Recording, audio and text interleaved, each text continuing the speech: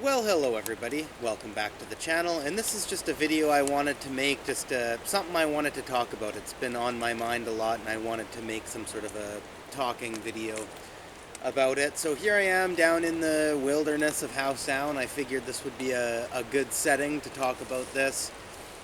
Now, one of my guilty pleasures in life, and particularly along the lines of filmmaking and enjoying movies and stuff like that, is I've always really loved animal attack movies, nature-based thrillers, natural horror, whatever sort of. There's not a specific name for this genre, but most of the people that either enjoy them or have watched them ever know what they are. They're basically movies or stories about people in the wilderness or in some sort of a natural setting with some sort of um, killer animal that's after them. And I wanted to talk about this because the title of the video is called Why I Think the Animal Attack Genre is Overlooked. And I think it is incredibly overlooked. And I'm going to try to make this video as quick as I can and get to the points as seamless as I can. But if you stick around for the duration of this video, you just might find something interesting to think about. So there's several categories of this type of film. There's ones that actually do some sort of decent job at making it realistic and use science that's not real, but at the very least plausible, I guess. There's the ones that are, meant to be comedic, that you're meant to sort of have a bit of a laugh about it. There's ones that are in the, so bad it's good category, where they're really cheesy, really, really bad, but yet because of that you find enjoyment out of watching it because it's quite entertaining. And then there's also the ones that are just bad. They're just done really bad, and bad effects, bad story, bad acting, bad camera work, you name it, just a bad movie. But I think that this genre is overlooked because a lot of times even the ones that are relatively decent are sort of categorized into the either so bad it's good, or they're looked at as just cheesy, not very good movies. And one point I want to make right out of the gate is that I'm all about, if you've watched my channel at all, I love animals. I love filming animals and filming nature. Be it whether it's out in the forest or at the beach, in the ocean, whatever. I love creating videos. If you're a subscriber or you watch my channel at all, you'll know that most of my videos involve nature in some way, shape, or form. So I love animals. I'm all about, conservation and respecting nature and respecting animals. And one of the main criticisms of these films, too, is that they tend to villainize animals, which is very true. I agree with that. So I wanted to get that out of the gate.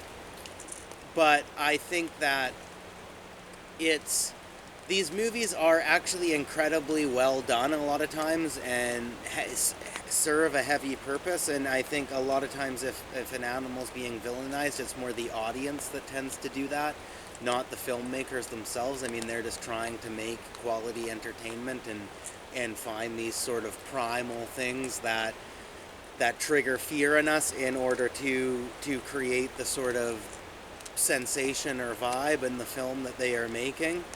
I think it's more the audience that is maybe too frightened of some of these movies or stories that ends up villainizing animals themselves, which isn't necessarily the purpose behind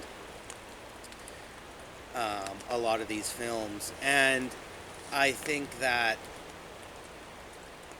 these movies are about people coming together in a lot of ways, and it's actually, I find it quite fascinating how they have all of these human storylines of, differences between people, or people that don't get along or have a difference in opinion on something, and there's some sort of drama within the town or setting that the people come from or that it takes place in.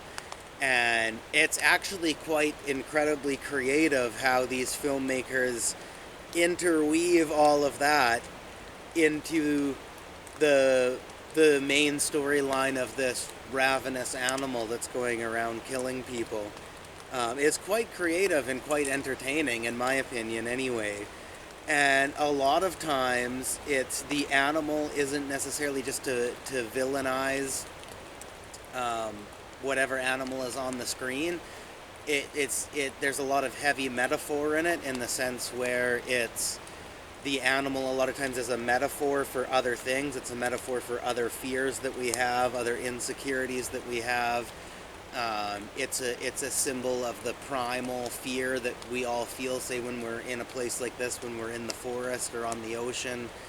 Um, it might not necessarily be that the animal itself is this terrible thing, but it's a symbol of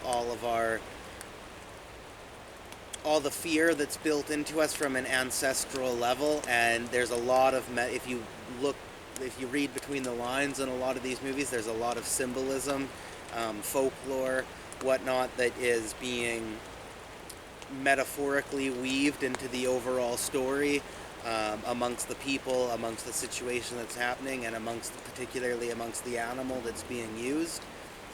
And generally what you'll find in these movies is that, as I said earlier, a lot of times it's about people coming together, in the sense that a lot of these people are stuck in the situation and they have differences, they don't get along in some way, there's some sort of past problem that they've never really gotten over or gotten past, or if it takes place in a town, like say a movie like Jaws or something like that, you've got two sides of the town that are sort of at odds about what to do with the situation and how it will benefit these people and not these people over here, and how these people over here have a point, that could be useful to these people over here, but they're choosing not to look at it. And the shark is basically just a symbol and a behemoth, basically, that's furthering the line between these two kinds of people. And in the end, they have to, in order to solve the problem, they realize that they can't keep fighting amongst each other. They have to solve the thing that's causing the problem, which is the shark. So they end up having to work together, and when they end up working together, they end up forming bonds with each other. They become friends. They learn things about each other. A lot of these movies actually have valuable, I'm not going to go as far as to say life lessons. I'm not trying to, that's a little cheesy, okay? But they actually have valuable storylines of how things can work amongst people and amongst the affairs that you might have to deal with the people in your life and the people of the town that you live in and whatnot. And by the way, it's not raining right now, but it's a little bit misty. I hope it's not covering the lens of the camera right now. As I'm standing in front of the camera, I can't see behind it. There's nobody filming. I'm filming myself right now, so I hope that's not happening. But if there's any sort of water drippage down the camera, it's just because I'm doing this guerrilla filmmaking style. I'm just out in the woods, and I got my camera set up over there, and that's kind of how I like to do it as well. But sometimes it has its perils as well. So anyway, it is a lot of times does have valuable storylines amongst people and how they interact with each other and how they can overcome things. And a lot of times they're very fun to watch too. It's like I try to veer away from like the whole so bad it's good category, and I definitely try to veer away from the really bad ones. But a lot of times even the good ones are sort of lumped into the so bad it's good category, even though they shouldn't be. I honestly, in my personal opinion, think that they're actually good. And they're very entertaining and thrilling to watch too at the same time. And I think like whenever I see one come out, I always make sure I go watch it. I always make sure I go to the movie theater to watch it if it comes to the theater, or rent it or support it in some way on some sort of streaming service and whatnot. And yeah, it's basically, that's it. It's just something that's been on my mind because it's a guilty pleasure of mine. I love these movies. I always watch them, and I get excited when I see one coming out. And I've noticed that there's a lot of conservationists that talk about how they're bad because they villainize animals and they make people afraid of animals, which I agree is true, but it's not necessarily as one-sided as they make it out to be, as I'm somebody who does love animals. I'm a conservationist myself, and I actually go out and film animals. Here I filmed lots of bears, lots of deers, lots of elk, coyotes, any sort of wildlife you can imagine here in BC, Canada, I've filmed, and I deliberately go out and spot for these animals to get good footage of them. And that's one of the things I do. It's one of my hobbies, and I love doing it. So I'm definitely a conservationist, and it does, I guess some people can view it that way, and that's fair. And sometimes the public, when they see these movies and read these stories, there's books that are like this too, they tend to become afraid of animals, and that's not necessarily very good, but I don't think that's the intention of the filmmakers. And I think that there's as I was explaining, I think that there's another side to that story too, in the sense that it's not all one-sided like they make it out to be. There's actually a lot of times a lot of respect placed on the animals, and a lot of times the animal that's coming after people, if you look at the storyline, whether it's some sort of mutated animal that is doing this because of some sort of experiment that was being done on it, or it's angry at the people that are in the woods, or whatever sort of situation the people are in, there's usually some sort of storyline that's showing how the hubris of humans has caused the animal to retaliate, whether that would happen in real life or not, most likely not. But it's still plausible in the sense that it's usually pointing the finger at humans and some of the stupid stuff that they do that is causing the animal, as a metaphor for nature, to retaliate against them, which is a very true thing that happens in the world. And a lot of times at a more human level, the storyline is actually good. If you were to take the animal attack stuff out of it, it would actually be a good human story as well. So that's basically all I wanted to say. And yeah, I mean, some of my favorites are, of course, Jaws, The Grey with Liam Neeson. That's a great movie. Into the Grizzly Maze is a good one. I just watched Primal. I think it came out in 2019 with Nicolas Cage. That's a fun movie.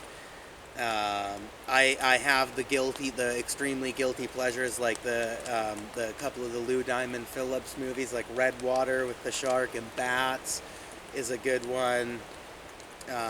There's several, actually. I enjoy them, but maybe this will just give you a little, I'm not going to ramble on any longer now, but it might just give you a little bit of extra perspective to maybe rewatch some of these movies and maybe think a little bit deeper about them when you're watching them as well. So thank you very much. That was on my mind. I hope I explained it well. I might have done terribly. It's been a while since I've done a talking video like this, but thanks for watching. I hope you enjoyed. Maybe it left you with something to think about. Thank you very much. And there's also one thing I want to show you that I realized when I was filming is beside me here.